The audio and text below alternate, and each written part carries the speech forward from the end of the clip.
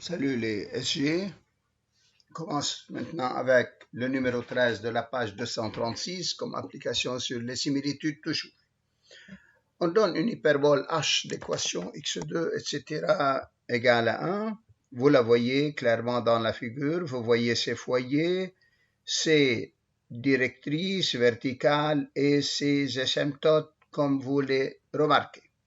Alors, déterminons les foyers et les directrices associées. On connaît toujours cela. Je ne sais pas s'il y a besoin, nécessité de les reprendre. Le centre, c'est l'origine O, comme vous voyez. L'axe focal, c'est l'axe des X, puisque ça, c'est précédé par un signe plus.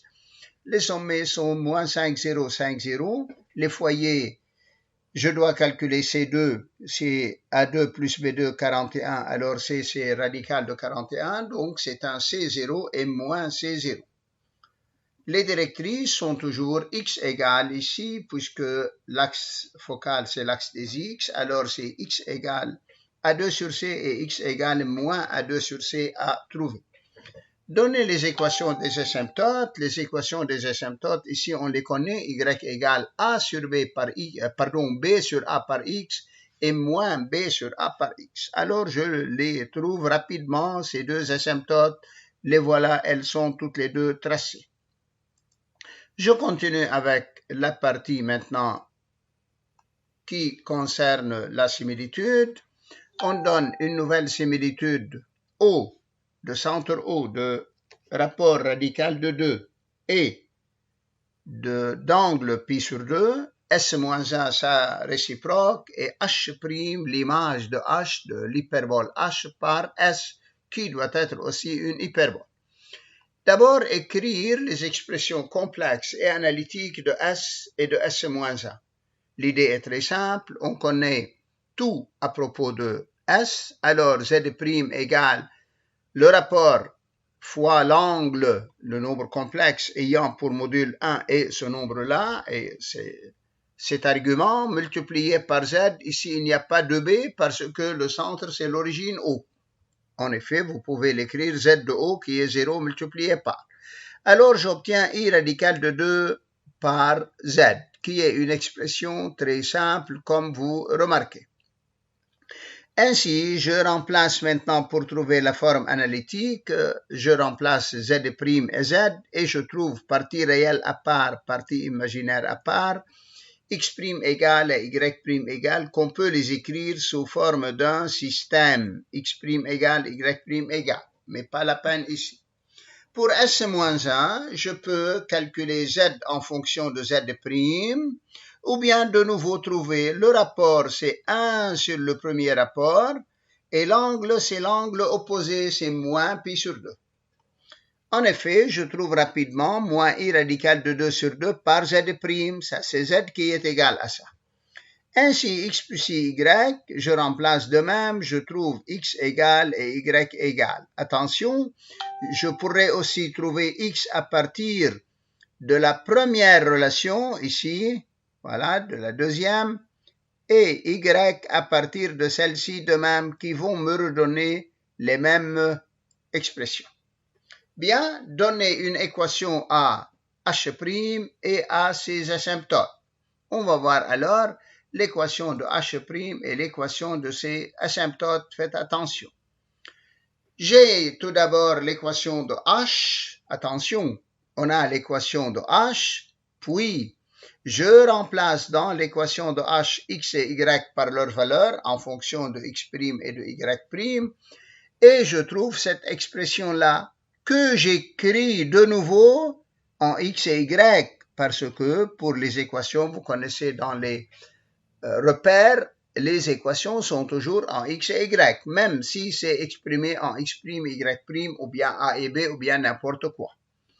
Pour les asymptotes, je reviens à la même idée, on les connaît toujours, je prends les précédentes et je change X' et Y', pour trouver en fin de compte deux asymptotes maintenant, y moins 5 quart x et y égale à 5 quart x. Okay? Ici, je n'ai pas trouvé les asymptotes de H', mais j'ai trouvé les inverses des précédentes. Déterminons maintenant les foyers de H' et ses directrices. Pour les foyers, c'est très simple, on les connaît.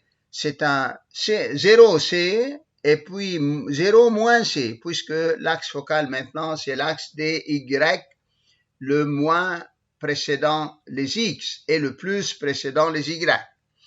Les directrices seront B2 sur C avec Y égale et Y égale moins B2 sur C. Je remplace pour trouver les équations. Oui, on pourrait simplifier par 2 ici, je ne l'ai pas fait, mais vous pouvez le faire effectivement. Vérifiez que les images par S des asymptotes sont les asymptotes de H'. Depuis maintenant, on doit retenir cela. Mais on va vérifier. Comment on a trouvé les asymptotes? On a trouvé les asymptotes en trouvant les réciproques. Maintenant, je vais prendre l'équation de H' et trouver ces asymptotes, qui seront toujours Y égale B sur A par X et Y égale moins B sur A par X, toujours, même si l'axe focal est l'axe des Y, ça ne change pas. Alors, je trouve l'équation de la première asymptote, je trouve 5 quart X, que voilà, je l'ai trouvé déjà. L'égalité qui va me donner la deuxième, c'est moins B sur A multiplié par X, et je la trouve, la voilà. Donc, en trouvant par similitude les images des deux asymptotes, ou bien en trouvant les asymptotes de H', on retrouve le même résultat. Alors, les images par S des asymptotes sont les asymptotes de l'image, tout simplement. Ça, c'est bon. Les images des asymptotes sont les asymptotes des images. Les foyers de l'image sont les images des foyers précédents, et ainsi de suite. Bien, on attaque maintenant un autre exercice. Je m'excuse, je l'ai éliminé. Alors, exercice maintenant, le numéro 19, 239. ABCD, c'est un carré, regardez bien. ABCD est un carré, comme vous voyez, direct. Toujours, il vaut mieux travailler sur les carrés ou bien sur les figures directes pour ne pas vous tromper avec les mesures des angles. Alors, on a un carré direct ABCD. Direct, c'est-à-dire AB, AD égale pi sur 2, ou bien DA, DC égale pi sur 2. Faites bien attention. Ou bien aussi BC, BA, et ainsi de suite. Donc, S, la similitude de centre D, le centre ici c'est O, E, le milieu de CD, et D, E, F, G, un autre carré toujours direct et de centre O', O étant le centre du premier. S est la similitude de centre D qui change A en B, qui change A en B. Alors, voilà ce que je peux faire maintenant. Première question, déterminer les éléments caractéristiques de S. Eh bien, c'est simple, S est de centre D, d'angle DA-DB, c'est-à-dire pi sur 4, puisque c'est un carré, et de rapport DB sur DA, qui est radical de 2, ça on le connaît.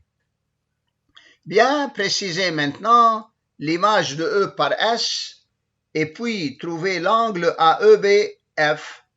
Eh bien, c'est simple, le centre c'est D, je veux l'image de E, alors je dois avoir DE égale pi sur 4, mais je vois clairement dans la figure du carré que DF égale plus pi sur 4. En plus, DF égale DE fois radical de 2, c'est la diagonale du carré.